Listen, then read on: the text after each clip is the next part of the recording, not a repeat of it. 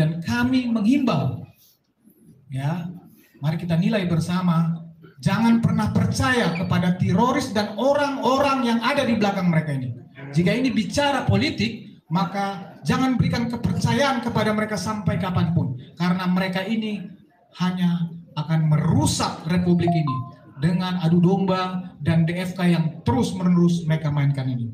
Kemudian teroris ini juga adalah, ya, orang-orang yang kami melihat ini frustasi politik, ya, yang hanya, ya, memanfaatkan panggung politik, ya, memanfaatkan media, ya, supaya mereka tetap mendapat panggung politik, ya. Oleh karena itu, kalau tujuannya baik tidak apa-apa. Ini seperti saya sampaikan tadi, ini merusak. Oleh karena itu sekali lagi kami mendesak orang-orang seperti ini tidak bisa lagi tampil, ya, karena mereka hanya merusak. Oleh karena itulah sangat perlu mereka ini segera ditetapkan tersangka dan segera ditahan. Saya tambahkan sedikit lagi, ya, DFK yang mereka mainkan ini juga ini, ya, merendahkan intelektualitas kita semua. Ya, kenapa saya bilang merendahkan intelektualitas kita? Ya, karena, ya, kita punya lembaga-lembaga resmi, baik lembaga negara, lembaga publik, lembaga pendidikan yang diakui oleh republik ini. Tetapi mereka hanya dengan, ya, kalau bahasa saya sering saya sampaikan di media, dengan bukti-bukti yang dipungut di pinggir jalan, ya, mereka dengan seenaknya membantah, ya, lembaga-lembaga resmi ini. Ada UGM, ada Mabes Polri, ya, ada KPU dan segala macam.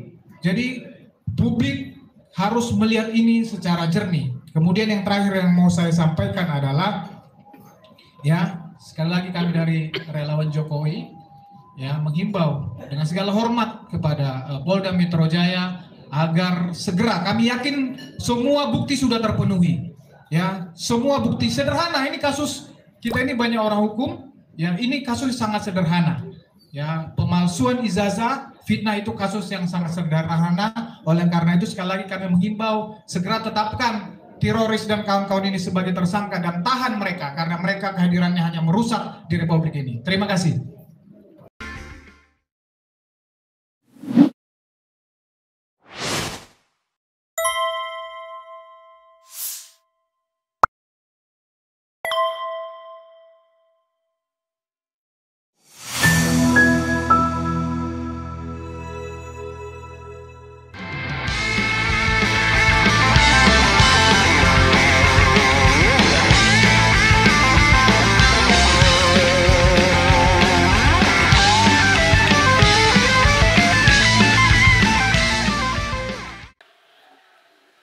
Bismillahirrahmanirrahim. Assalamualaikum warahmatullahi wabarakatuh.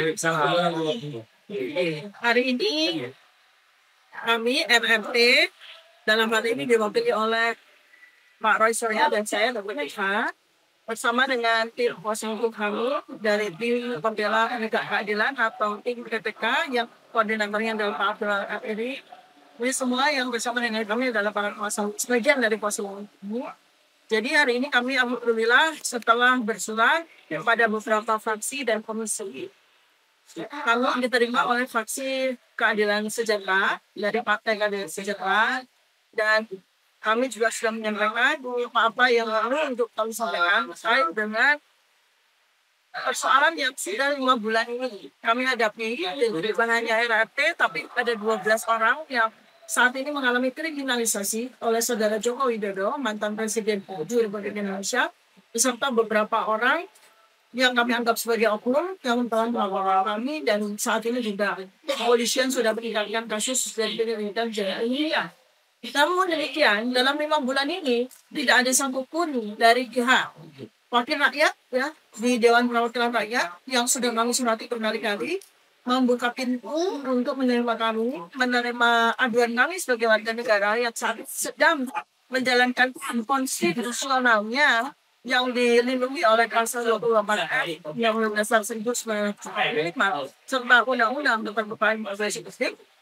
Dan alhamdulillah ini pecah telur ya, di mana kami kemudian aja diterima oleh fraksi keadilan sejahtera. Mudah-mudahan senarai dengan terbukaan pintu dari fraksi keadilan sejahtera, maka beberapa fraksi yang sudah kami surati beserta dengan komisi-komisi yang juga sudah kami datangi, mudah-mudahan nanti akan menerima kami ya.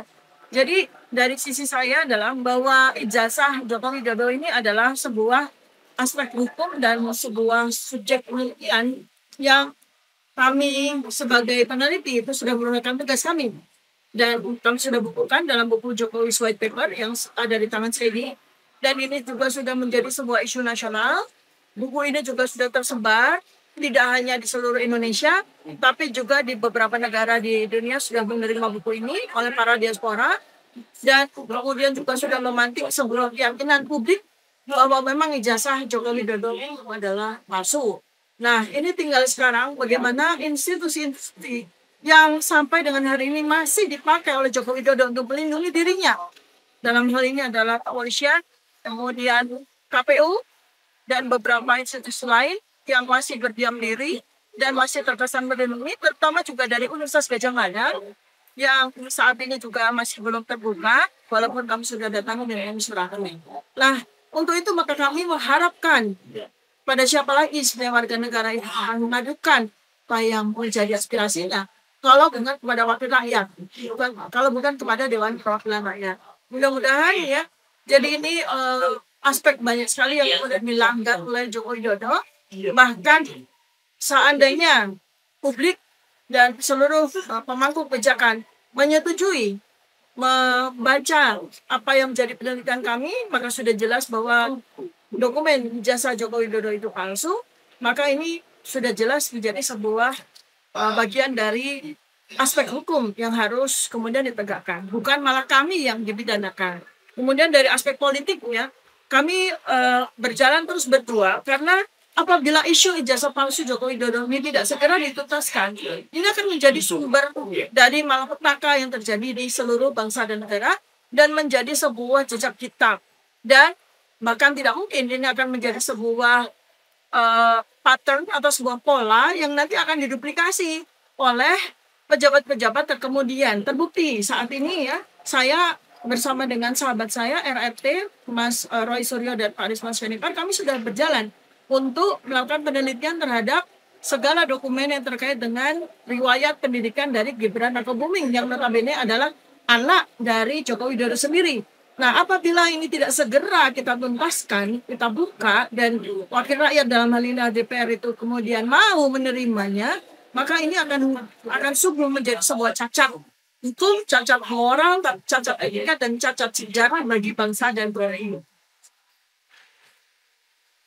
Jadi saya tambahkan, alhamdulillah tadi kami diterima oleh fraksi dan yang setelah di fraksi ya. Dan pertama kali kami diterima oleh ketua fraksi ya, Pak Abdul Haris Almasyari ya. Pak kami sudah berdiskusi, kemudian kami langsung terima lagi oleh wakil dari Komisi 3 ya, Pak Nasib Jafir, dan juga wakil dari Komisi 10 yaitu ya. Jadi dua komisi inilah yang concern dengan apa yang kami adukan. Yaitu apa? Komisi 3 adalah tadi yang disampaikan Dr. Fula dan nanti akan disampaikan detail oleh Pak Gula KTW dan juga oleh Pak Dirjennya bahwa terjadi kesemrawutan, terjadi kesimpang siuran, terjadi abuse of power dari para penegak hukum di Indonesia terdapat kamu ya. Itu adalah ranah dari komisi. Kemudian komisi 10 adalah ranah tempat ijazah Joko Widodo yang sudah kami buktikan dengan penelitian kami dalam Jokowi White Paper ini 99 temuan palsu. Yang juga sekarang sedang berjalan adalah riwayat pendidikan Gibran Rakebuming Raka yang semakin kelihatan acakan-acakannya, semakin kelihatan amburadulnya, semakin kelihatan tidak benarnya. Dan itu semua adalah ranah dari komisi. Insya Allah tidak lama lagi seperti tadi Jenderal Pak Yusuf Emil dari komisi yang akan mengusulkan yang bisa diselenggarakan rapat dengan pendapat umum, dan juga nanti hal yang sama akan kami mintakan untuk Komisi 10 dan juga Komisi 1 yang pembidangnya tidak luar negeri. Karena apa? Karena persoalan ini tidak hanya menjadi masalah nasional, tapi sudah jadi masalah internasional karena buku Jokowi's White Paper, dan nanti insya Allah ada buku juga namanya Gibran's Black Paper, itu akan juga kita gelorakan, kita bewarakan ke seluruh tataran dunia ya gitu, karena ini jangan sampai terjadi hal semacam yang memalukan Indonesia lagi. Saya kira itu tambahan dari saya, Pak Bunga. Ya. Ya, berdoa nih ya. Bismillahirrahmanirrahim. Assalamualaikum warahmatullahi wabarakatuh. Ya, alhamdulillah bahwa pagi ini kita diterima oleh fraksi PKS, yang mana fraksi yang pertama kali menerima kami, dan mudah-mudahan diikuti oleh fraksi-fraksi lain. Karena ini masalah kita ini bukan hanya masalah perorangan, tapi sudah masalah seluruh bangsa Indonesia. Oleh sebab itu, kami mohon dengan hormat untuk fraksi-fraksi lain yang mana sudah kami kirimkan surat permohonan untuk menerima kami beraudensi. Yang mana kami juga telah mengirimkan 2 bulan yang lalu itu untuk Komisi 3, sampai sekarang masih belum ada respon. Oleh sebab itu kita lakukan per fraksi-fraksi. Mudah-mudahan fraksi-fraksi ini mendorong untuk dilakukan audensi di Komisi 3. Iya, untuk rapat dengar pendapat umum ya khususnya. Karena ini masalah ini harus terbuka, karena tidak ada satupun pasal-pasal yang dikenakan itu adalah yang tindak pidana yang dilakukan oleh mereka. Tidak ada satupun unsur-unsurnya dapat dikenakan untuk memidanakan mereka yang 12 orang ini.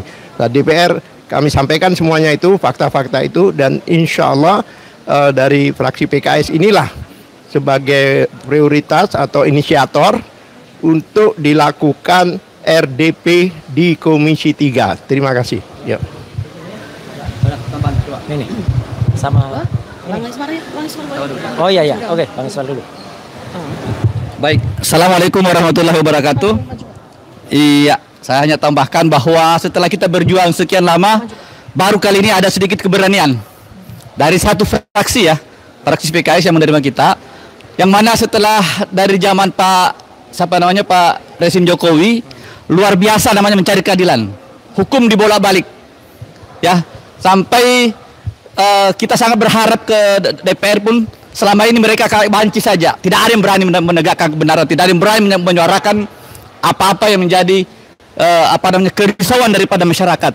Ya, khususnya masalah ijazah ini, akibat tidak adanya penegakan hukum, akhirnya timbul lagi ada pengulangan perbuatan yang dilakukan oleh anaknya yang sudah nyata jelas bahwa tidak memiliki jasa SMA. Ya, akibat kalian semua nanti akan bertanggung jawab orang-orang yang memiliki kewenangan tapi tidak menggunakan kewenangannya itu untuk penegakan hukum. Akhirnya amburadul negara kita. Wajar ini kemarin DPR ini mau dibubarkan oleh para demonstran. Karena memang seperti inilah kalian ini, ya. Kami susah banget, repot sekali ini, hanya mau mencari keadilan, mau menyampaikan bahwa kami ini dikriminalisasi akibat kami mau menegakkan hukum. Apa yang kalian lakukan? Selamanya bersembunyi. Jangankan menerima kami berbicara tentang ijazah saja. Saya belum pernah dengar orang DPR berbicara tentang ijazah palsu. Ingat, ini akan panjang. Ya, ketika suatu saat kebenaran itu mulai tegak, maka mereka akan bertanya di mana DPR pada saat itu. Mereka membiarkan. Ya, padahal ini hukum harus betul-betul ditegakkan. Dan yang bisa menegakkan itu adalah kalian semua. Salah satunya Komisi 3. Ya, mungkin saya tidak berpanjang lebar. Intinya kalian akan bertanggung jawab semua, ya. Walaupun hari ini sudah ada yang menerima kami, walaupun masih diam-diam ya. Istilahnya satu fraksi kan tidak bisa didengar oleh semua banyak orang. Jadi kami meminta, para Pak Dasko, para Ibu Ibu Puan, ya, Bang Habibur Rahman yang kawan-kawan kami terdahulu sama-sama berjuang. Mana kalian ini? Komisi 3 mana? Ayo, kalau nanti terbukti bahwa ternyata itu adalah palsu, berarti kalian yang ikut bertanggung jawab tentang permasalahan ini. Kalian membiarkan ini semua. Demikian dari saya. Assalamualaikum warahmatullahi wabarakatuh. Cukup?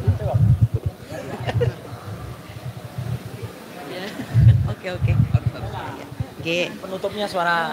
Assalamualaikum warahmatullahi wabarakatuh.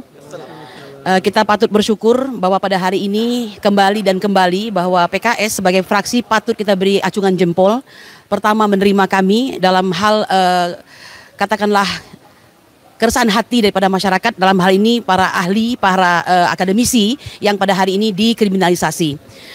Memang DPR itu tugasnya adalah selain regulating, budgeting, juga mengawasi. Jadi tidak ada tempat lain yang lebih tepat daripada tentu datang ke DPR. Tepatnya pada hari ini dikawal oleh Komisi 3 dan Komisi 10 ya. Komisi 10 itu membidangi pendidikan, kebudayaan, kemudian juga ekonomi kreatif ya, olahraga, pemuda dan sebagainya. Sedangkan Komisi 3 mengawal tentang hukum dan hak asasi manusia.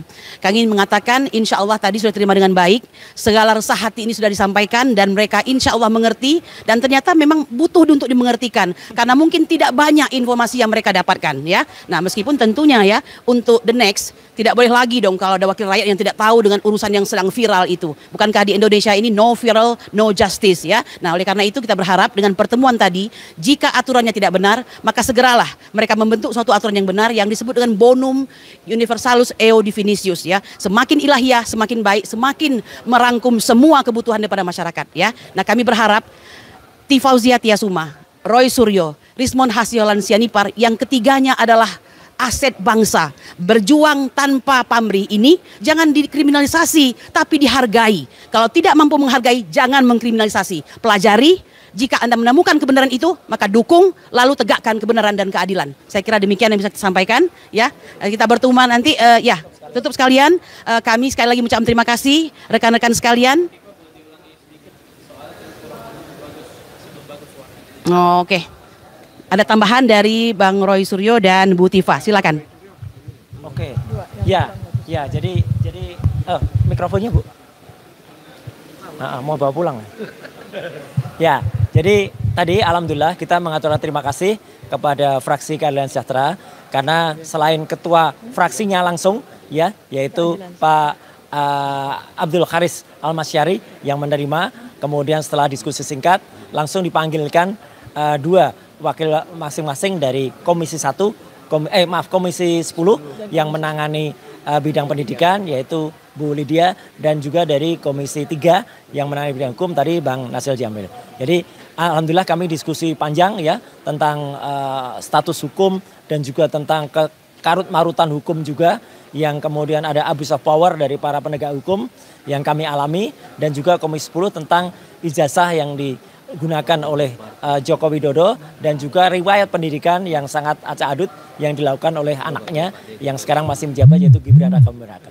Saya kira moga-moga itu bisa berjalan normal dan moga-moga juga rapat dengar pendapat umum bisa segera dilaksanakan dan akan berguna dan akan bermanfaat untuk seluruh masyarakat Indonesia. Terima kasih. Ya. Bawain Mas. Okay. Ya, bawain. Bawain. Oh iya. Oh iya. Nah, baik. Ya, baik, saya akan tambahkan lagi. Jadi aspirasi kami ini sebagai para peneliti, kami sekali lagi tekankan bahwa kami tidak takut ya. Karena soal hukum sudah di bawah penanganan ya, kemudian juga bantuan nasihat dari para kuasa hukum kami dari tim pembela penegak keadilan. Kami di sini terus untuk berjuang untuk membuka tabir dari kebohongan-kebohongan yang dilakukan baik oleh Joko Widodo maupun sekarang juga ternyata sudah dilakukan juga oleh anaknya yaitu Gibran Rakabuming. Jadi sekali lagi ini adalah sebuah update dari kami setelah penelitian kami terkait dengan ijazah dan segala dokumen yang terkait dengan pendidikan Joko Widodo. Sudah kami bukukan penelitian kami di buku Jokowi's White Paper. Kami saat ini sedang melakukan penelitian, investigasi, pengumpulan data terkait dengan dokumen pendidik dan riwayat pendidikan dari Gibran Rakabuming. Jadi ini supaya teman-teman atau seluruh rakyat Indonesia memahami bahwa kami terus berjalan. Apapun yang terjadi pada kami serahkan semuanya kepada Allah Subhanahu wa taala dan kepada keahlian dari para kuasa hukum kami. Dan sedangkan kami sendiri para peneliti terus selama kami masih punya kesempatan, selama kami masih hidup, selama kami masih diberi daya upaya oleh Allah Subhanahu wa taala, kami terus menjalankan tugas kami untuk menuntaskan misteri, menuntaskan riwayat pendidikan terutama dari Gibran Rakabuming karena ini adalah presiden yang sangat buruk. Apabila nanti ternyata kami dapat simpulkan bahwa Gibran Rakabuming jangankan memiliki ijazah SMA, bahkan mungkin tidak pernah mengikuti pendidikan SMA dengan baik, sehingga layak untuk dimakzulkan. Terima kasih. Assalamualaikum warahmatullahi wabarakatuh. Oke, bungkus.